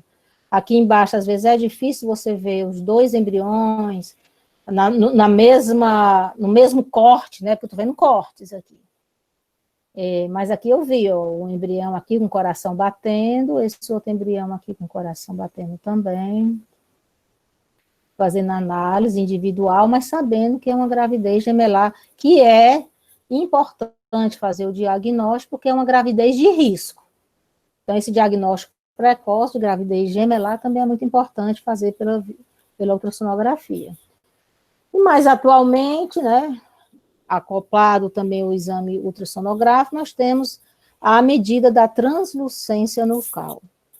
A translucência nucal é uma medida que a gente faz aqui na nuca do bebê, aqui é normal e aqui é alterado. A gente faz de 11 a 14 semanas clínicas. Então, esse exame ele não pode ser feito com 20 semanas, né? 13, 14 semanas, não. Ele tem um período ideal para ele ter uma análise correta. E, atualmente, essa medida ela não é feita unicamente. Por exemplo, não é correto no ultrassom você colocar translucência nucal normal. Você coloca a medida, porque a análise ela é feita atualmente por um programa que une vários fatores idade, a idade da mãe, a idade do pai, se tem outras patologias. Então, não se faz só um diagnóstico por uma única medida. Não é para se colocar num laudo translucência nucal alterada somente com uma única medida. Isso aqui é muito importante. E também outra coisa, existe uma porcentagem também de bebês normais. Eu já vi muita translucência nucal aumentadas, bem alteradas, mas que depois houve uma regressão e, por graça divina de Deus, essa criança nasceu totalmente normal. Então, a gente não pode taxar patologia somente por uma medida, né? Esse aqui, mais uma vez, ó, é feita aqui nessa região da nuca. Essa paciente aqui também foi dia 15. É diferente desse bebê, porque esse bebê está olhando para frente, né? Para cima. Aqui é o pescocinho, né? Aqui é o contrário, essa criança está olhando para baixo, a boquinha está para baixo. Mas a gente observa que na nuca existe um aumento um pouquinho maior do que a gente vê. Então, você coloca aqui, tinha dado, alguns autores dizem que o máximo é 3, outros 2,5, mas isso quando é uma medida isolada, mas a gente não vai usar essa medida isolada. Mas a gente já sabe, esse aqui deu 2,9, a gente sabe que deu um pouquinho acima do esperado. Então, tem que conversar pacientemente com a paciente, dando sempre explicações, não é que não é 100%, tem uma alteração, mas existe uma grande chance de ser síndrome de Down. Além disso, também, a gente faz aqui, mesmo paciente, ó, a translucência nucal aqui aumentada. Vejam que o bebê está olhando para baixo, tá? Aqui é o pescocinho, aqui é a coluna, ó, o bumbum aqui para cima. E a gente vê que tem um edema exatamente nessa região da nuca.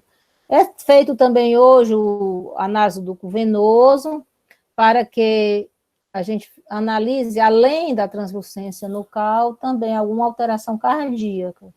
Então, são conjuntos de análise, conjunto de fatores que a gente tem que analisar para dar um diagnóstico mais correto.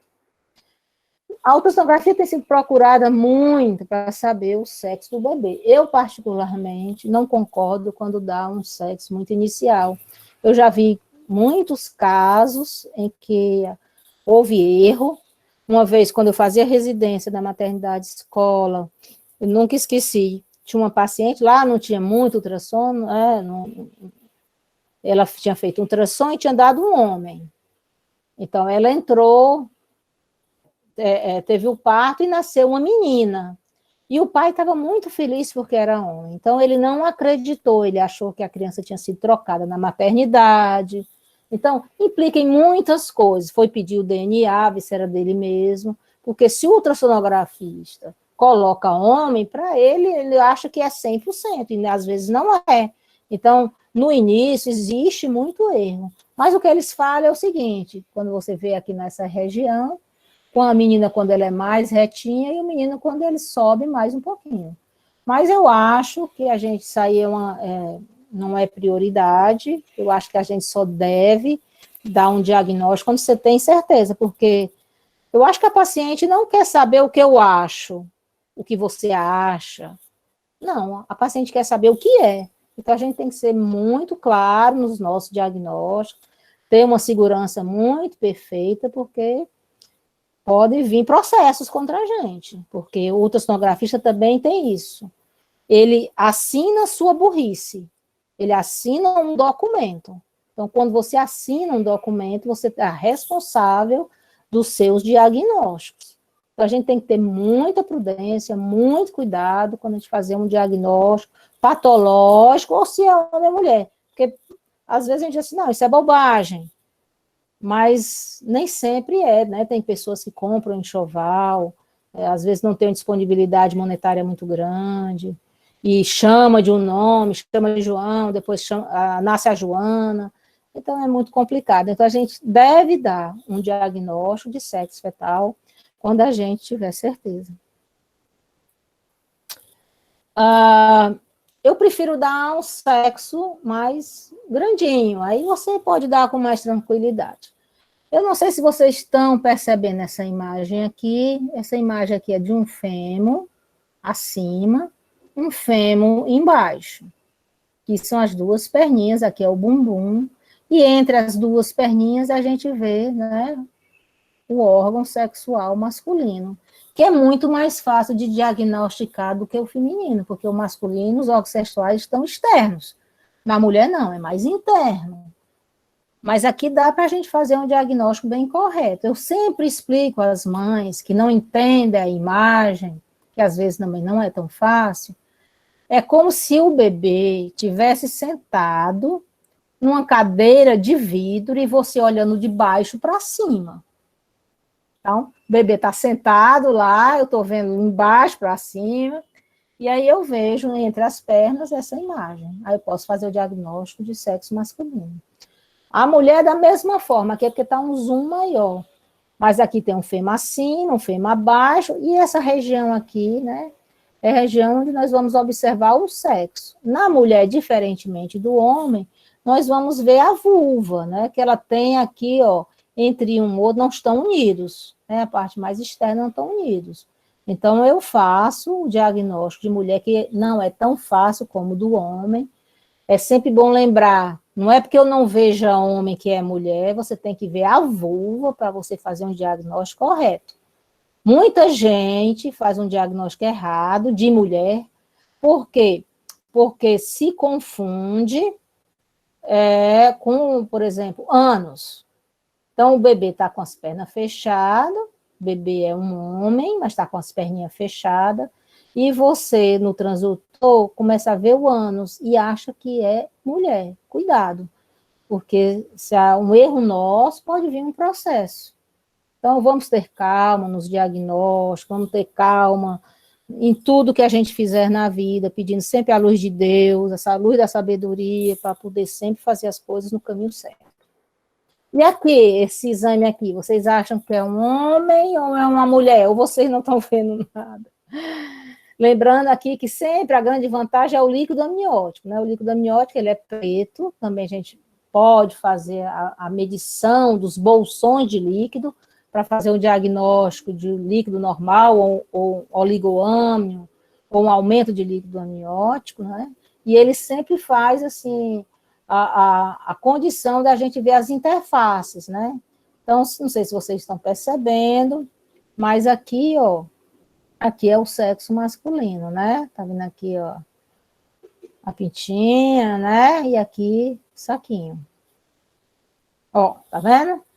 Então, nem sempre as imagens são muito boas, a criança com as pernas fechadas. Então, você tem que ter muita habilidade de aguardar o momento certo para fazer uma foto certa e fazer um diagnóstico certo, porque o ultrassom obstétrico, você vai mexendo com sua mão e o bebê vai mexendo lá dentro. Então, você tem que ter uma sincronia perfeita para a gente fazer um diagnóstico adequado e correto. Bom, eu gostaria de terminar aqui com uma mensagem num santuário, que eu vou ao Santuário Nossa Senhora de Luz Parque Araxá, que mostra que quem é fiel ama a vida. Então, nós, médicos, nós que estamos lidando com essa parte, né, de vida do indivíduo, a gente tem que amar muito a vida, amar a nossa vida, porque quando a gente ama a nós mesmos, nós temos a capacidade de amar também o outro. E dentro desses diagnósticos, às vezes, você deixa uma paciente desesperada. Então, quantos cânceres eu já não fiz diagnóstico, quantas malformações fetais, mas se você não der um diagnóstico, uma maneira correta, uma maneira amorosa, porque tudo que você faz, você tem que dizer a verdade. Eu acho que o médico, ele não pode mentir, ele tem que dizer a verdade. Mas quando ele for falar a verdade, ele tem que falar a verdade com amor. Porque com amor, você abranda um pouco o coração daquela paciente que está em sofrimento. Então, a gente sempre tem que dar uma esperança, a gente sempre tem que dar uma luz, né, nas escuridões da vida, e uma delas é a doença. Então, eu queria deixar finalmente esse recado, lembrar que nós somos seres humanos, nós temos corações diferentes, vidas diferentes, não somos robôs, não é? Temos uma vida, temos uma luta, então nós devemos sim nos unir, nos agregar nas patologias, na doença, nas alegrias, porque a obstetrícia é lindo. Eu resolvi fazer ginecologia obstetrícia porque não lidava muito com o sofrimento, ele lidava mais com a vida, porque é uma alegria quando a criança nasce. Então eu escolhi ginecologia obstetrícia exatamente por isso, porque existem doenças, com certeza, mas a maioria a gente tem muita felicidade quando vê o nascimento de uma criança. E o principal é isso, né? Esse binômio mãe e filho, que a gente sempre quer que seja perfeito, com muita paz e muito amor entre os dois. Finalizei. Professora Ana Maria, olha, aprendi um monte. Parabéns pela sua apresentação, maravilhosa.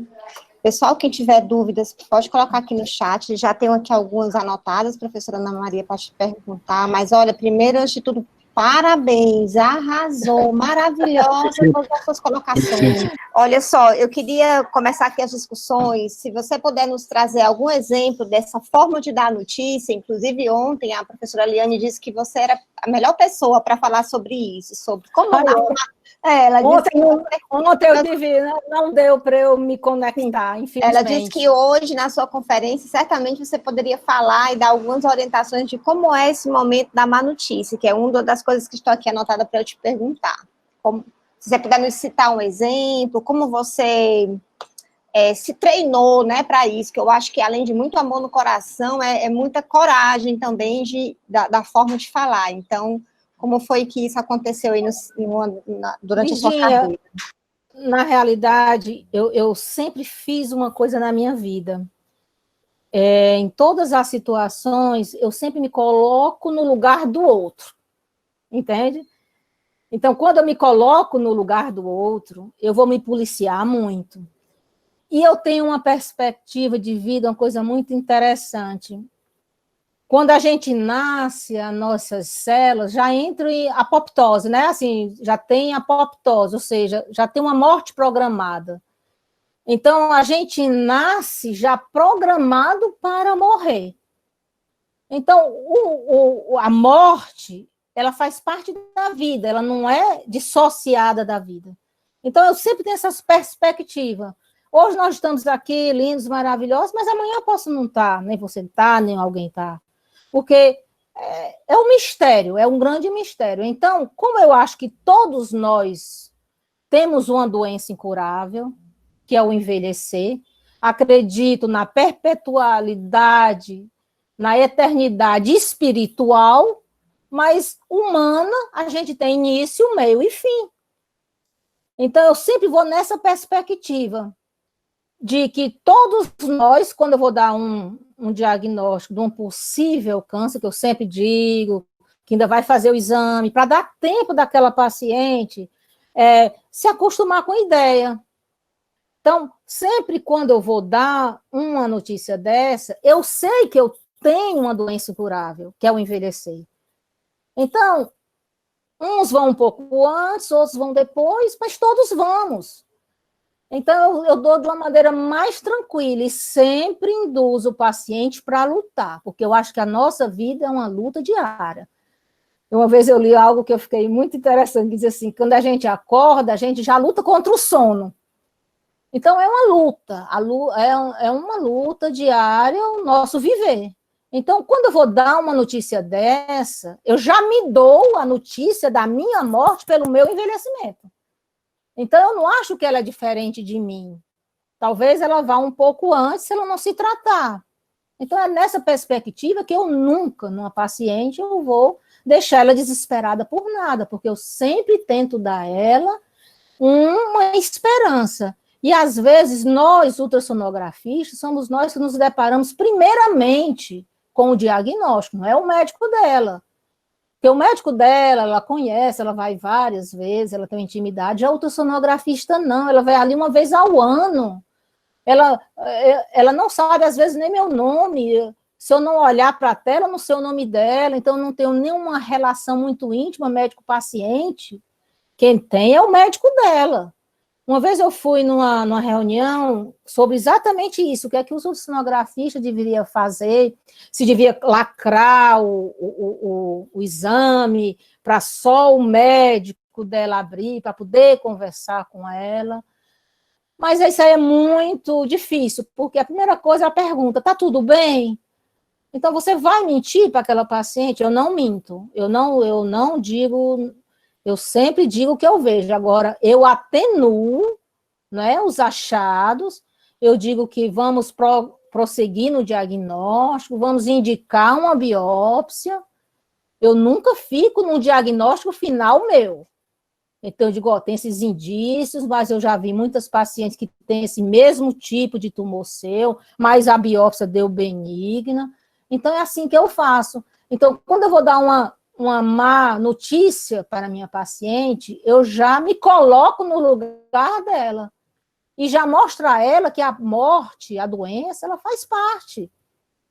Então, a gente tem que conviver com isso. E o médico, ele convive com isso diariamente. Se ele não souber a maneira de conversar corretamente com o seu paciente, ele deixa desesperado. Olha, eu tive um caso na minha família.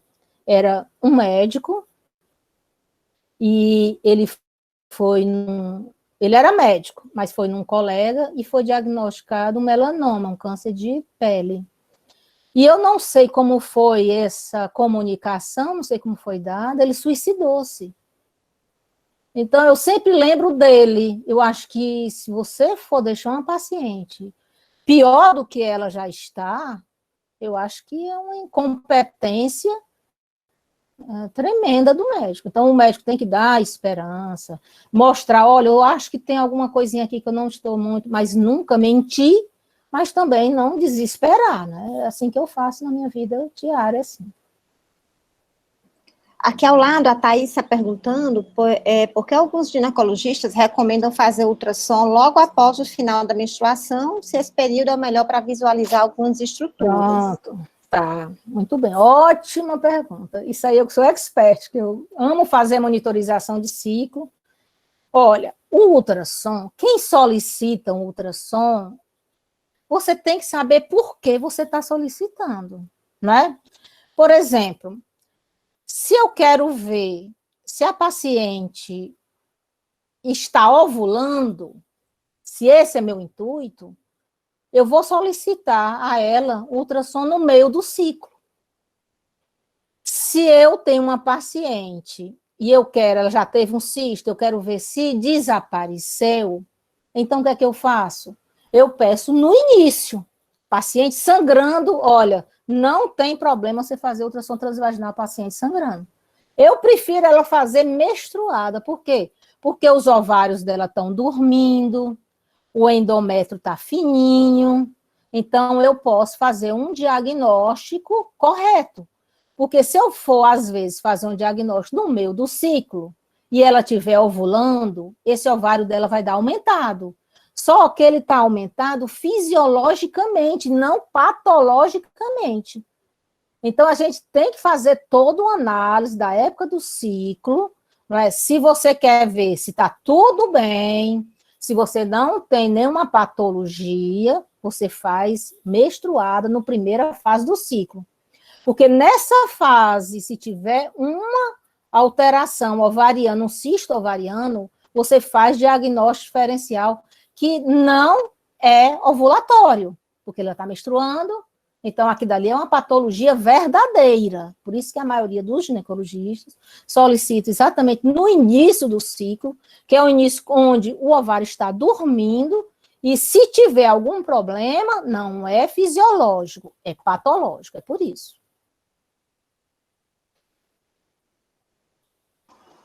Muito bem. João, inúmeros elogios, viu, Ana? Sim, obrigada. Aula incrível, sensacional, tá bom? Parabéns, foi, eu vou saber se é tudo. incrível. Pessoal, quem for do Gênesis ainda vai ter aula com a professora Ana Maria, viu? Incrível, muito obrigada, sensacional, foi tudo. Ótima didática, informações não consensuais, o chat está aqui bombando aí, te elogiando, que maravilha. Pois é, mas eu quero ver se no dia a dia, quando eles pegaram a imagem, fazer uma análise correta, né? E fazer exatamente essa análise, ó, qual foi a fase do ciclo, para fazer os diagnósticos corretos, né? Sim.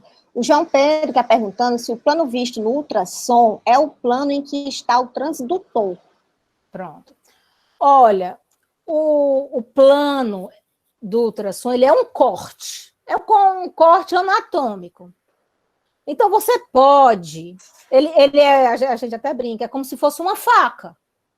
Então, eu posso fazer um corte longitudinal, eu posso fazer um corte transversal, eu posso fazer um corte oblíquo. Muitas vezes, por exemplo, tem um mioma subseroso, que ele não está no centro, ele está mais lateralizado. Então, eu tenho que fazer vários cortes até chegar no mioma. Então, eu faço o corte que eu quiser no ultrassom. É sempre fazer a correlação com a anatomia, sabendo que o transdutor é uma faca, e aquela imagem é só daquele lugar da faca. Né? Se tiver alguma alteração dos lados, eu não vejo. Por isso que no ultrassom você tem que fazer uma varredura de todo o órgão, uma varredura de toda a mama, porque senão você vai perder uns diagnósticos. Porque quando você faz uma imagem, é só naquele lugar, é o corte naquele momento, naquela região. Entendeu? Ana, uma pergunta aqui. A presença da sombra acústica, como que ela se relaciona com o prognóstico da lesão que foi identificada naquele exemplo que você mostrou, por exemplo, ou não tem significado prognóstico? Bom, a sombra, o que é que quer dizer a sombra acústica? Eu analisei um determinado local, né? E desse local eu vou observar a sua coloração sonográfica e os tecidos do lado. Eu sei que, por exemplo, um cálculo biliar, como eu mostrei para vocês, ele é benigno, né? Ele é uma patologia benigna, é um cálculo. E pela estrutura dele, né, o som não consegue passar, ele é refletido e você vê a sombra abaixo. É benignidade. Mas, por exemplo, câncer de mama, aí já é uma observação diferente, né? Porque o câncer de mama, a maioria das vezes, dão sombra posterior. Então, dependendo, você sempre vai fazer essa análise dependendo do que você está estudando. O cálculo renal, ele é branquinho, mas embaixo dele é preto. Por quê? Porque o som não passou. Mas eu sei que um cálculo renal, ele pode possuir cálcio, e o cálcio, né, aparece em branco quando você vai analisar o ultrassom. Então, é benigno. Um cálculo renal é uma doença dolorosa, mas é uma doença benigna, diferente de um câncer de mama. Então, a mama já é diferente. Né? A gente vai vendo exatamente a estrutura, o lugar, a patologia. Não dá para generalizar, por exemplo, um prognóstico somente porque tem uma sombra acústica. Não dá. Você tem que fazer toda uma análise.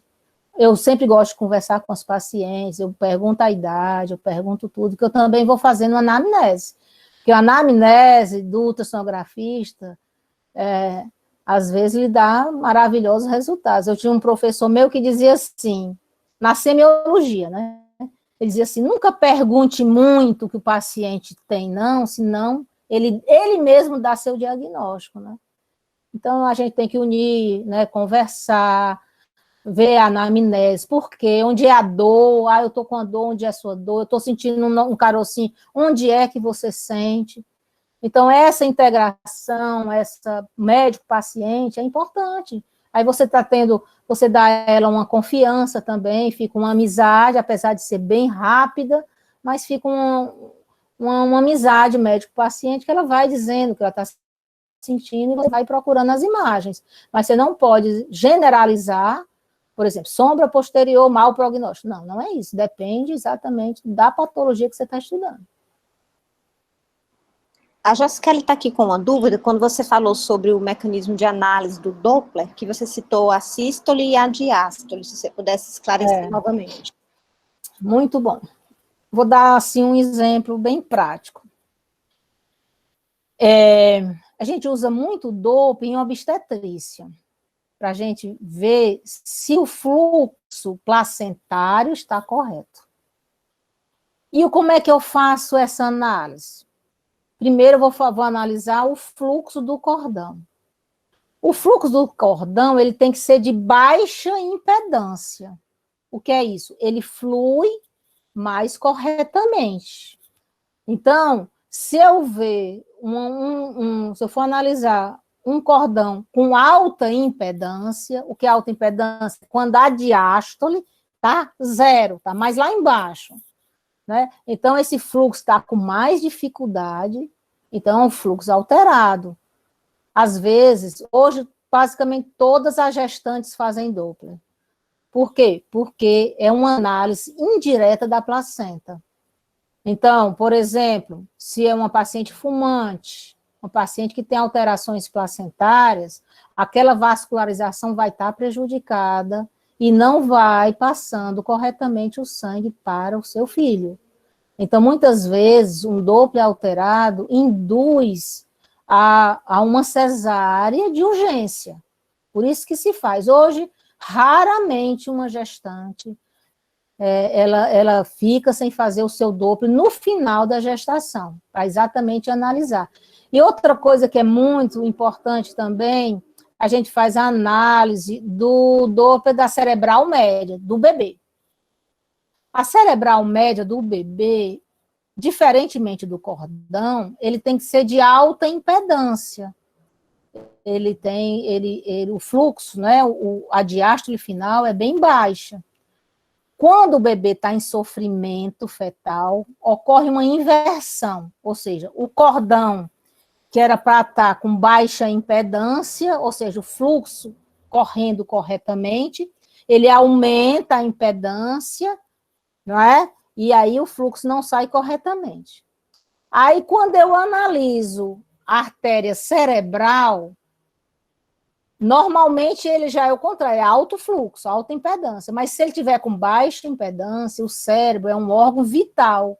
Então, quando o bebê ele está com alteração de fluxo, o que acontece? Esse fluxo ele vai fluir mais rapidamente para o cérebro, para a própria, como é que diz?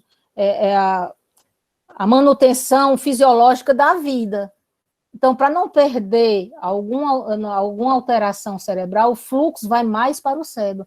Aí, dessa forma, você analisando o Doppler do cordão e o Doppler da cerebral média, você vai saber se aquele bebê está corretamente, né, recebendo os fluxos corretamente, ou está em sofrimento fetal. É um dos diagnósticos de sofrimento fetal, é o Doppler dos vasos umbilicais e da artéria cerebral média. A Carol está querendo descobrir por que o cisto fornece reforço acústico. Pronto. Tudo em relação ao som, não é? O som, quando ele passa no líquido, ele amplia o que vem depois dele. É diferente, por exemplo, de um DIU de cobre, que ali, quando o som passa, ele já reflete.